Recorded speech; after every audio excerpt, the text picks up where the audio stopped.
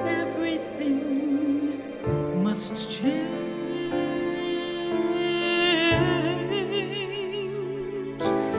Nothing stays the same. Everyone must change.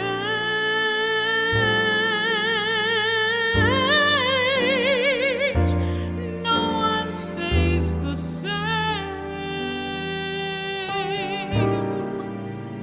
The young become the old,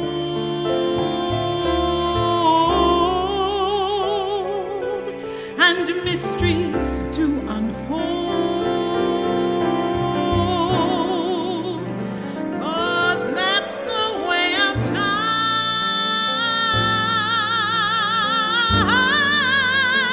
Nothing and no one goes unchanged.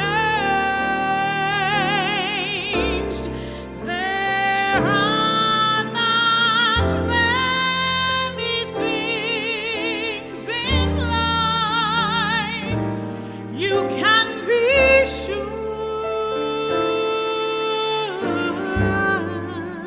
of, except rain comes from the clouds, sun lights up the sky, and hummingbirds do fly.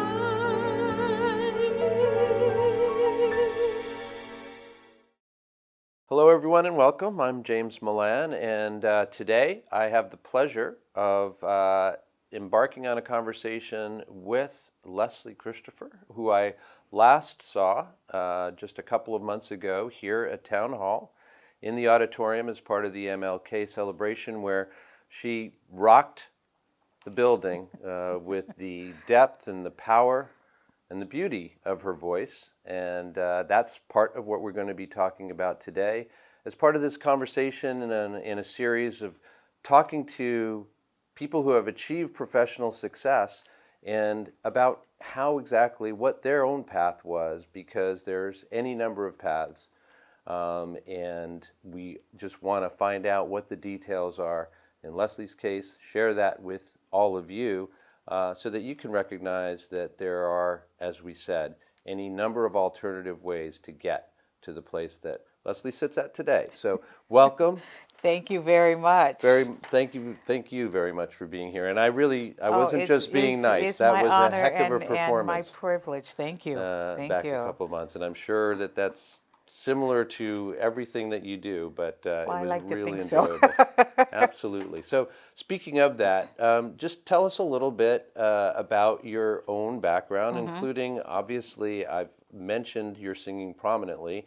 I imagine that's been part of your life from a very early age. From a very early age. According to my mother, I first hit the stage at age 4. And my mother is an actress, and she's done directing and playwriting and producing. And of the 3 kids, I caught the bug. And at age 14, I entered myself into a talent competition. And I didn't tell her until after I was accepted into the competition, and then, you got to get the gowns and all that stuff. Well, now you got to tell Mom. At which point, exactly, it's not going to be a secret. So I think at that point she realized, okay, maybe there's something there. She's really interested in this. And I was signed up to take voice lessons with Joy Blackett, who was Bermuda's very first opera singer. And I started there, but believe it or not, refused to sing opera. Is that right? I did not want to sing anything classical. I did a lot of Broadway. Well, you were a 14-year-old girl, right? Right. So just the thought of doing opera was like, okay, no way. We're just not going to do this at all. And it was years later.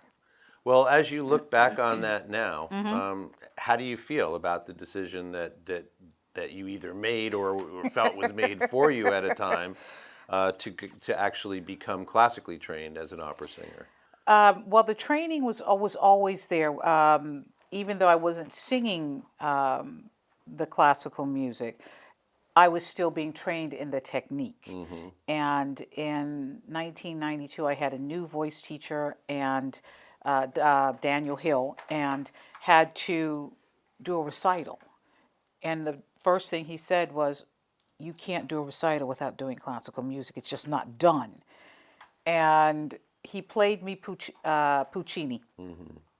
I was hooked. Is that right? I was hooked and been hooked ever since then. So, from that 14-year-old girl to the one who got hooked on Puccini at the first listen, what was happening during that time? Were you more open? I assume that at the point that he played you Puccini, you knew you were listening to opera, which is this thing that you had been resistant to. Exactly. Had you made some kind of transformation over those years in the way you thought about opera, or was it really that you hadn't had the exposure until then? Not really. I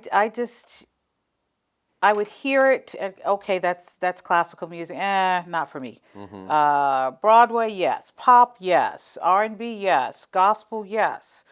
When it came to classical music, not so much. And I think that most young people have that mindset.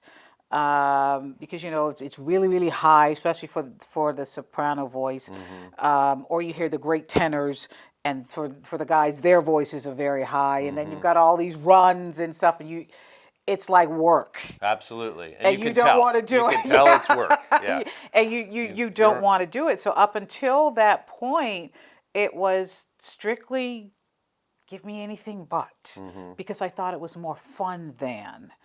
And he actually played me in Questa Regia from Turandot. And the majesty and the power of that one aria, and it was like, oh my gosh, I want to do that. That's what, oh my gosh, yeah, I want to do that. And he actually told me, no, I couldn't do that aria because it was for an older voice, a much more mature voice. And me and my stubborn self said, well, if I can't do that, if that can't be one of them, then I'm not doing any. And because he's not allowed to dangle a carrot out in front of you like that and then say, wait a minute. Exactly. I ended up doing it. I did some Mozart. I did German leaders, and I've been hooked.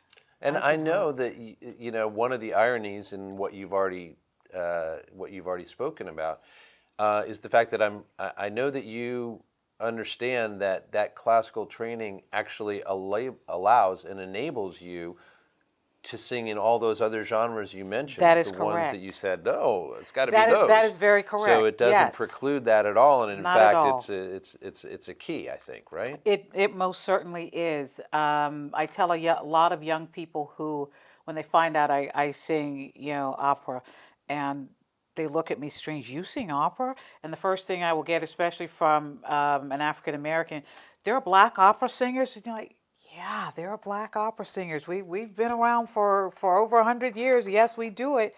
And I explain to them that it's much like learning sports. If you want to do the 100-yard dash, you learn to be that runner. You train according to what your body does. And likewise, in classical music, you're learning the technique. And that's what people need to understand. It's all about learning technique, vocal placement, breathing, interpretation. Once you've learned that, you can sing whatever you want. Just like that sprinter who does the 100-yard dash, he can also run the 200 and the 400 because his body has been trained for such. So learning classical music, I can sing rock, I can sing R&B, I can sing the blues, pop, whatever's out there, because I have that technique, and I'm not causing damage to my voice because I know where to place my voice in order to do whatever is required for the song. Yeah, and I think that's absolutely fascinating in that I imagine that people who might be listening or watching and thinking, yeah, I like singing. I'd love to do that if I could for a living. the versatility that you have as a singer must make it a little easier for you to make a living, which I think you currently do. I do. As a singer, exclusively, because it's very, very difficult. Oh, it very definitely- difficult it to do it in definitely a is. single genre, I assume. It most certainly is. And one thing I've never liked is being pigeonholed. Okay, this is the only place you can be. I've never liked that in any part of my life. You tell me I can't, I will show you I can. So the fact that I am an opera singer, that's not all I do. That's not everything. My training from childhood on up has been theater. That's my first love. Musical theater, dramatic theater, and those combine with opera. So I'm able to sing R&B, and I'm able to sing blues, and I'm able to do the show tunes and all the fun stuff. And I remember the first time I did a rock song, people were doing a double take and not realizing that there are many rock stars who are classically trained, Pat Benatar being one of them. So yeah, you can get that training, which is your foundation, and then you use that foundation to springboard to wherever you want to go. Yeah, I'm thinking as you were talking there, I was thinking, how many rock stars, rap stars, Broadway show folks, how many of them could sing opera? I don't think too many, probably, Not right? too many, But not people too can many. migrate the other way. Definitely. And again, the classical training is not just for opera. I understand. Correct. There are other modes of vocal, classical vocal music, as we know. But that technique, as you said, is really the key. And I think it's about Definitely. efficiency, isn't it? You were Yes. mentioning before the analogy to a sprinter. And I know that for a sprinter, he or she, they need to find that technique that works best for their own body to be able then to extract the most energy they possibly can Exactly. from their particular musculature, etc. So I imagine that that's the same kind of thing when you're training your voice. Most definitely, because there are no two voices that are alike, just like there are no two bodies or no two people that are alike. Not even identical twins are alike. There are differences. And when you find the right voice teacher that trains your voice instead of training across the board generally, when you find that one that trains your instrument based on your body, based on your abilities, it's nothing like it. Nothing like it. So I'd like to go back to that moment that you were mentioning where Puccini, you hear it, you're hooked. That doesn't then mean that from that point forward you were an opera singer, that's how you made your living, etc. Oh, That's no, not what no, you're no. saying, right? Not at all. Not at all. It took several more years for me to get to that point. All of which time I'm still taking vocal lessons and still being coached and still learning. How old were you at that time when you first heard that and said, oh, I do want to do this? I was, I think, 24. Okay, so you'd already been to and completed college? I had, yes. I had got my bachelor's degree in social work, and then worked for several years within the profession, dealing specifically with adolescents. I was a counselor. I ran a juvenile detention facility, and then I went to Atlanta to get my master's in clinical social work, and then again work with adolescents. And so I basically had my fun job, which was performing in any which way I could get to perform, and then there was my pay the bills job. Yeah, that's very interesting to me because, of course, we began this conversation by noting that you are a professional singer who, you managed to make your living that way, and kudos to you for that. Absolutely. Oh, it's not all glitz and glamour. But no, clearly not. But nonetheless, it's an achievement without a doubt to be able to do so. So therefore, I'm struck. I guess I would have imagined had you not said otherwise, I would have imagined, oh yeah, well she must have studied music then in college, and if she'd gone to graduate school, it was probably music again. That wasn't the case. That Why? was Why not is the that? case. When I first went to undergrad, my vocal coach at the time, he was very familiar with the school and with the music department. And he advised me, whatever you do, do not take voice. Because the way they were teaching, they would have tried to make my big voice very small to fit what it is that they do. Again, teaching not for the voice, but teaching to teach, basically, based on what they knew. And he said, where you are right now, you're far past anything they would be teaching you anyway. So there came the social work. Yeah, interesting. Yeah. I mean that in fact the bad idea would have been for you to pursue what people might think is the best track. Exactly. So yeah. I think important for people to be able to hear that, that maybe, and again, it probably takes effort and some luck to find a mentor or instructor or who will treat your instrument as individually as it needs to be treated. Yes. Yeah. But don't get me wrong. Starting out for young people starting out, going through the formal education, if you've never done music before, and you're going to school for music, do it. My route is not for everyone's. For everyone to go through. But I'd had music before. Been studying privately with different coaches and different vocal instructors. So my route was totally different. And just so happened the school that I went to, based on the training that I'd already had, it would have been a repetition for me. For someone else, it's just what you need. Good clarification. Yeah. I mean, obviously, we're not trying to diss all music programs in any way. Not at all. Yeah, no, that not at all, because they play their role, but for where I was vocally, they couldn't have given me anything more than what I already had. And what was it that drew you? So therefore, you thought, okay, not music, heading off to college, and then you, as you said, that had graduate school was another choice you made.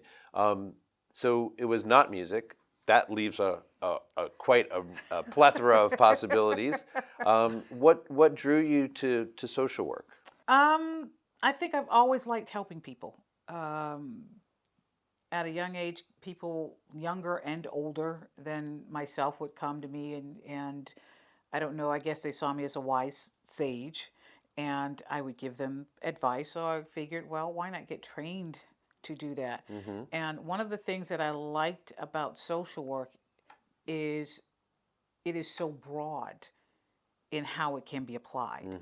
Most people will think of social work as being, you're in the criminal justice system, you're working with families and counseling families or child and family services, but it is so much more than that. As long as you are dealing with a human being, you can apply it to anything.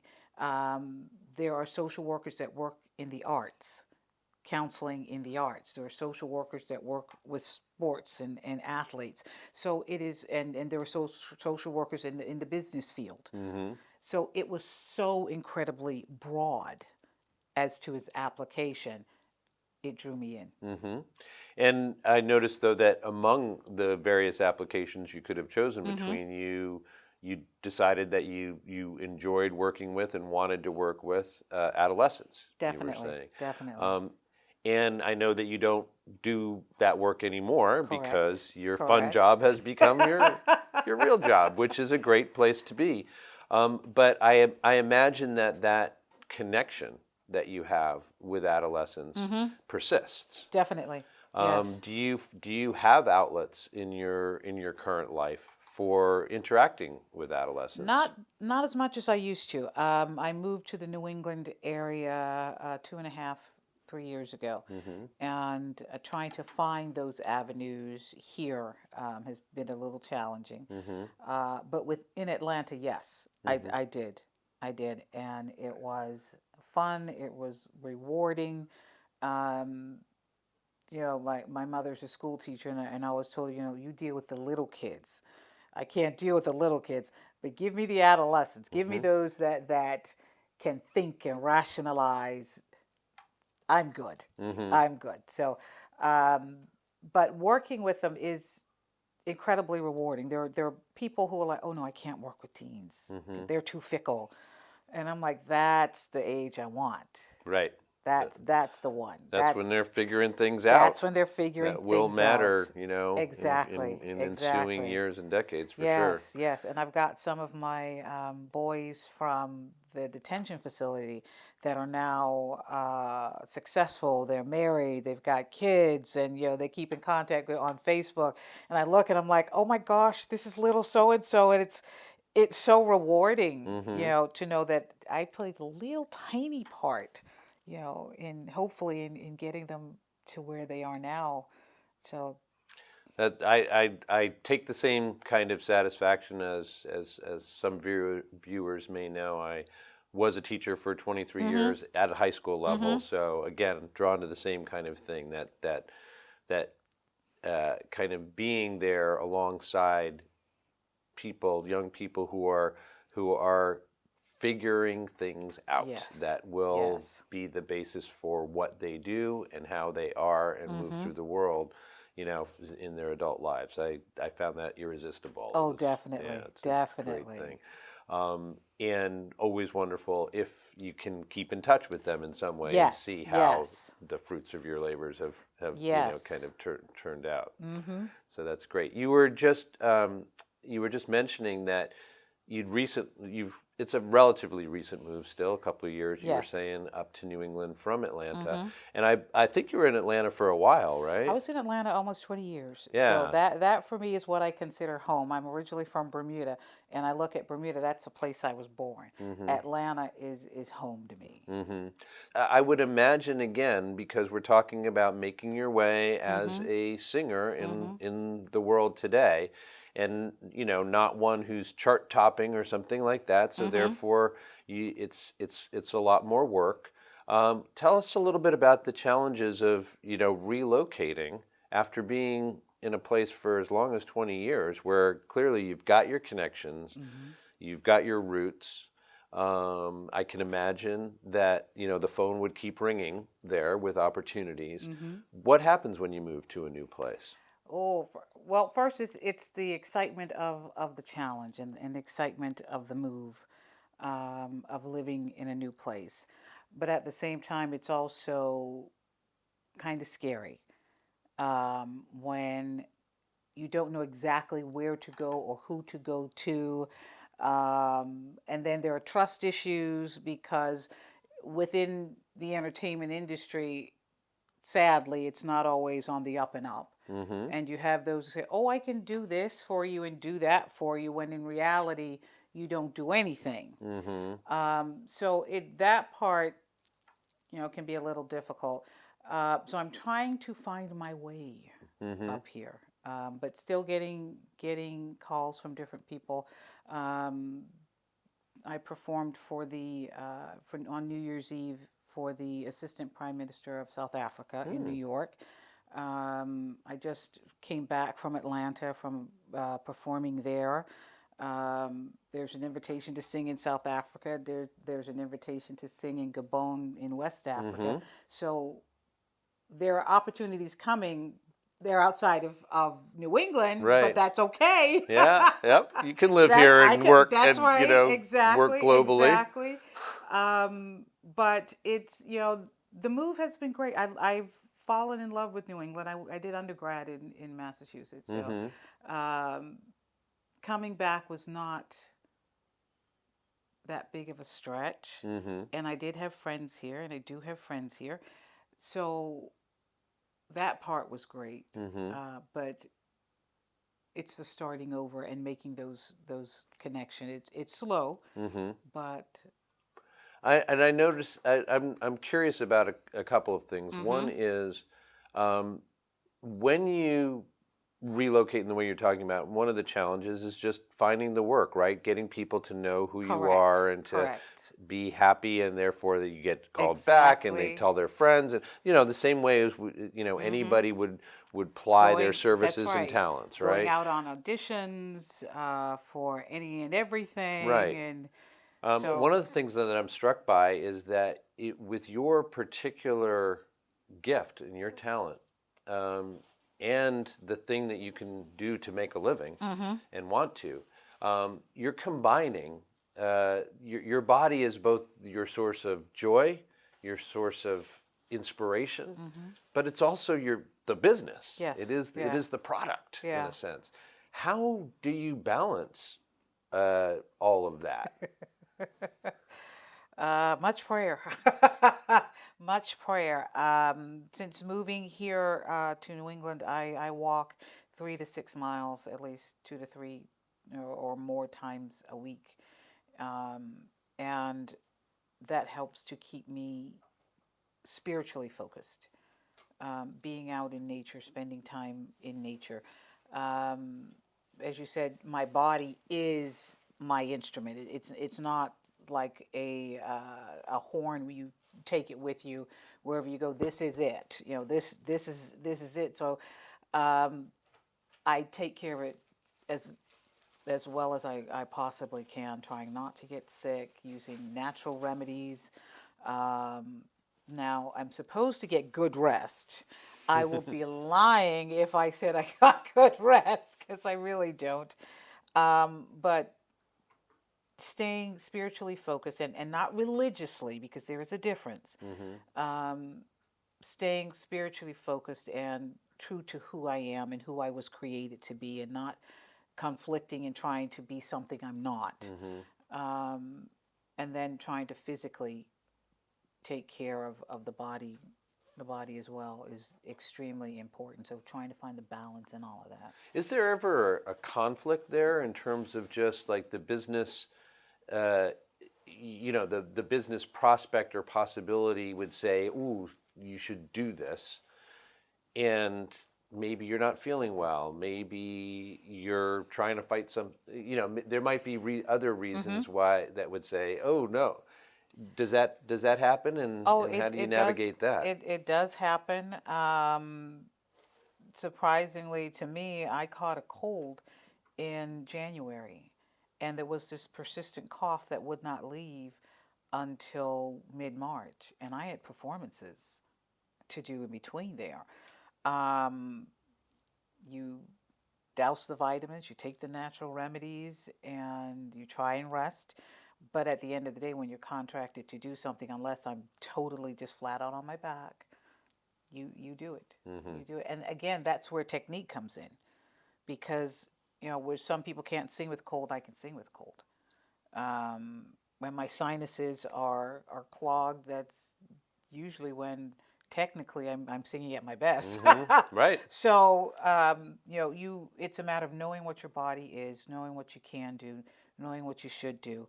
And then there are some times when you just have to do in spite of. So, Good point. yeah. Clearly, in order to get to where you have, you've got dedication and discipline, and a drive. Where does all that come from? Having strong family ties. I have been blessed to be born in a family that has had extremely strong females, who have always taught me that following my dream is a possibility. There is nothing that's impossible. And when I would say I wanted, oh, this sounds nice, I'd like to do that. Okay, let's do it. Having mentors in my life that have been there during the good times, the bad times. Again, that relationships matter. And having those positive influences in my life, and trying very hard not to focus on the negative influences. But it's knowing my purpose. and knowing what I was created to do, and then walking in that in spite of whatever may come your way. Because at the end of the day, I do believe we will all have to answer for, in some way, shape, form, or fashion, what we have done with what we've been given. So my determination and my impetus and my push is to live and do my purpose. So that's where pretty much it comes from. Yeah, and I just following up to very briefly on what you just said, I do think that the primacy, as you said, of having strong women in your family would have worked very well because you are very well articulated your own personality in terms of somebody tells you you can't, your reaction is going to be, ha. Exactly. Right? Yeah. And so to have, from an early age, role models and guardians, et cetera, in your life who would understand that's okay, who wouldn't quash that. Definitely. Try to squelch that, because I think there are a lot of people, and perhaps more women than men, who have to, who don't get nurtured. Definitely. That side Definitely. of them nurtured. Yeah. So, bravo to you and to the women in your life. Thank you. I most certainly agree. We, like I said, we've all got something that we're passionate about, and it usually will manifest itself at a young age. But adults will tell us, "Oh no, you need to do this, or you need to go this route, or I need you in the family business, or whatever it is," and they become our passions become those dreams deferred. And I think that's probably the saddest thing we can do, in spite of what our motives are for them. But I think to a certain extent, this is one of the saddest things we can do to someone, is to tell them that your passion is not important enough to follow. Until do that later in life, when you're retired or whatever. Right. As you said, dreams deferred can be dreams deferred. never realized. Exactly, and that's why I would tell people, follow your passion. Follow your passion. It is never too late, but do follow it. So I know that you love to sing. I do. And I know that you're able to sing in any number of genres. But I'm wondering, how much do you have to say about something? If I could choose, I wouldn't necessarily do this, but it's work. How much of that is happening for you at this stage, or do you really get to? Would you say? And I'd be surprised if you did. But would you say that you really get to enjoy every gig that you have or everything that you do? I really do. Wow, I really do, because for me, it's the art of the performance. For example, I every Tuesday night I am at an open mic in Concord at Main Street Cafe. And make note, folks. Make note. Great place to go. There are talented musicians that are there. There are beginners that are there, so you've got the full gamut. But it's the art of performing that I just absolutely love. And then I go to Simple Man Saloon in Clinton. They have karaoke. Believe it or not, I do karaoke because it's fun. And the owner of the bar came up to me and said, "You're not, if you're looking to get your career started, this isn't the place." I said, "I know. That's exactly why I'm here." Because it's the joy of being able to perform. And not only that, it's the joy of seeing others perform as well, no matter what level they are. Because if it's in them and it's something they love and you see them doing that, priceless. Yeah. Priceless. And that really applies. I mean, as I said, this series is about, just people finding satisfaction and success.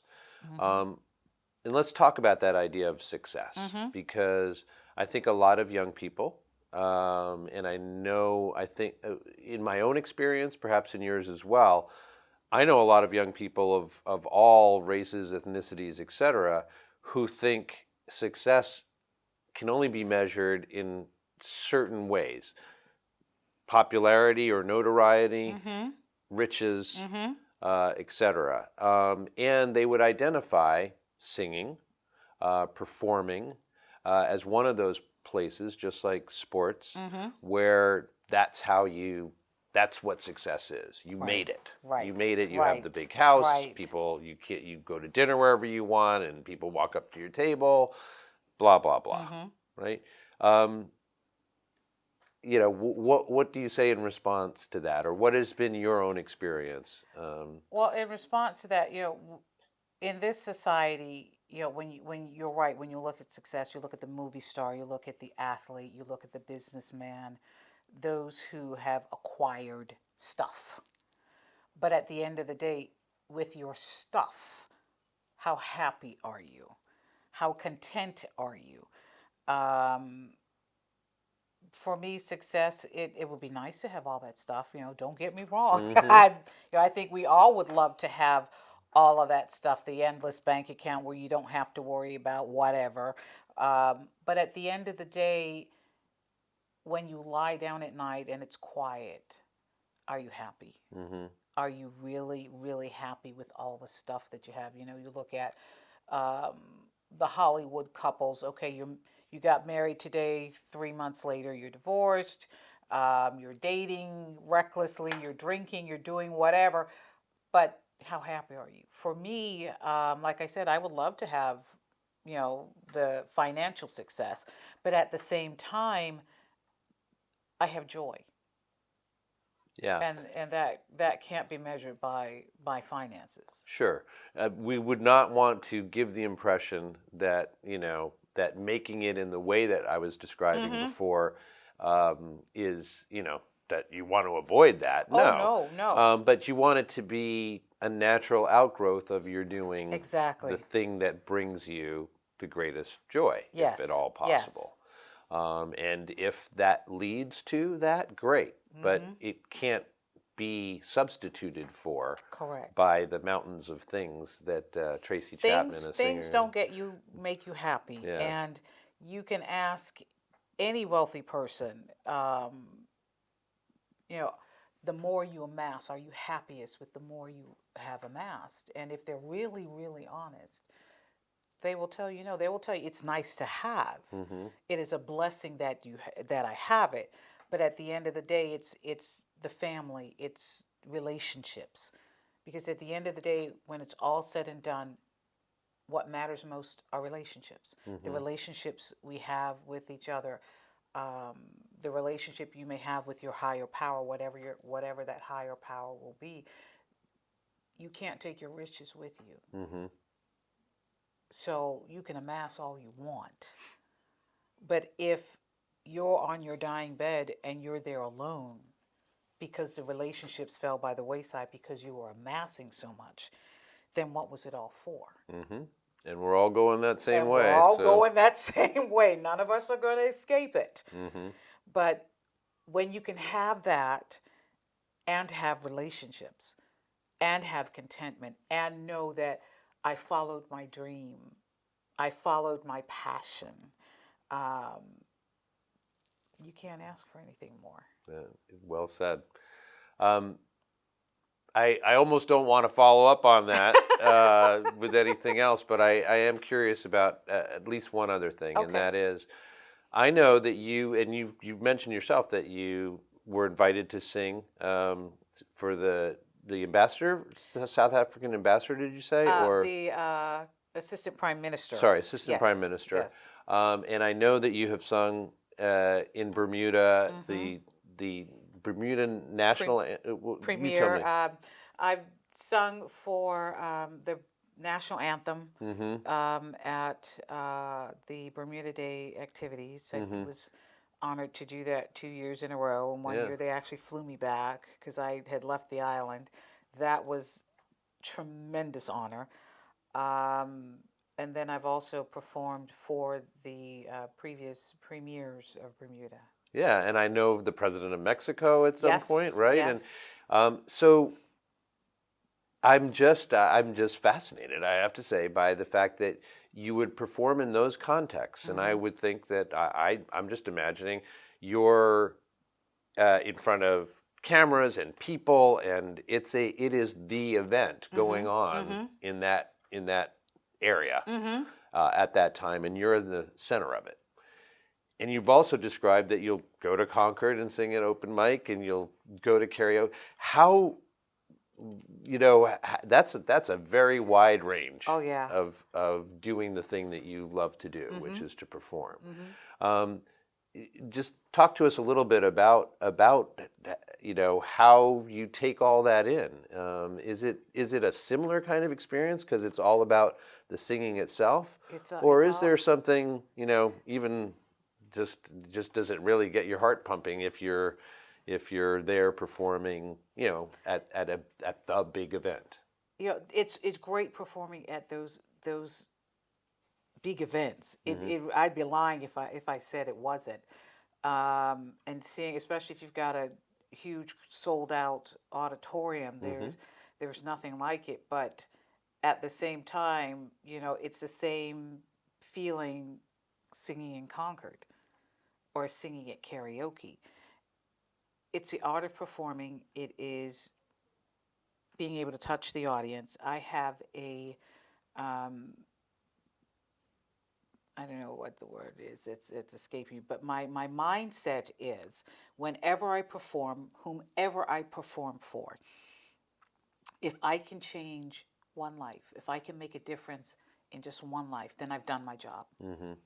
Whether it's singing karaoke at Simple Man Saloon in Clinton or being on a huge stage, that's my job. That's my responsibility. That's why I feel I've been blessed with the talent that I have. It's a responsibility, and that's my responsibility, to affect or change at least one life. If I have not done that, then I have failed. And I think that you're clearly living those principles and values, because you're embracing going to these smaller venues, as we said, and connecting individually or with small groups of people that you're looking right at their faces and them in the eye, as well as looking out at seas of people at other times. And you haven't decided, oh, I only this will do for me. No, it's that connection that can happen. That's right. It's the relationships. Being in the smaller venues, I can have that personal relationship, that one-on-one. In a wide auditorium, not so much. It's like your audience is there, you're here, but my job is to cross that divide through the music. And I will single people out in the audience, and I make sure to make eye contact, because what I'm doing is important, because it's supposed to affect a life. It's supposed to change a life. It's supposed to have a positive feeling for somebody. Otherwise, this talent I have is a moot point. Well, I have to say, you haven't done any singing today, and yet this is a one-on-one relationship and connection that you just made that has made me happy. That has been a success in the way that we are talking about. And I really do appreciate your taking the time to sit and talk to us today. Thank you very much. I wanted to ask you, is there anything that you would like to say to those who are watching that we haven't covered? Well, I'd basically say to anyone at any age, wherever you are in your life, we're all born with a passion and a desire. Something I believe we were created to do, no matter how big or how small we think it is. And it's usually the thing you enjoy doing the most. You may be in corporate America, but you really, really enjoy baking, and you love nothing more than just to bake. To them, I'd say follow your passion, because that desire was placed inside of you for a reason. All of us have it. It's all different. And at the end of the day, follow your passion. What are you passionate about doing? What brings you the most joy? Because when you start doing that and you start walking in that, it affects those around you. And it's almost like that ripple effect. You'll affect one life, and that life will go on to affect another life. So find your passion. And it's never, ever too late. It's only too late the minute we're placed in a grave. That's when it's too late. If you're 50-something, 60-something, 70-something years old, but you still have this passion, you are still able to follow it. So follow that passion. Live that passion. If you're able to do it full-time, wonderful. If you're not, that's okay. Still do it. We, as human beings, we do the things that are important to us. Make your passion important enough to you to be able to do it. Well, I couldn't say it any better, so I won't. And I will just thank you one last time. Oh, thank you so much. Our guest today has been Leslee Christopher, opera singer, and so much more. And we hope that you have enjoyed the conversation. Obviously, I have. And I welcome you to join us for another in the not-too-distant future. Thanks for being here.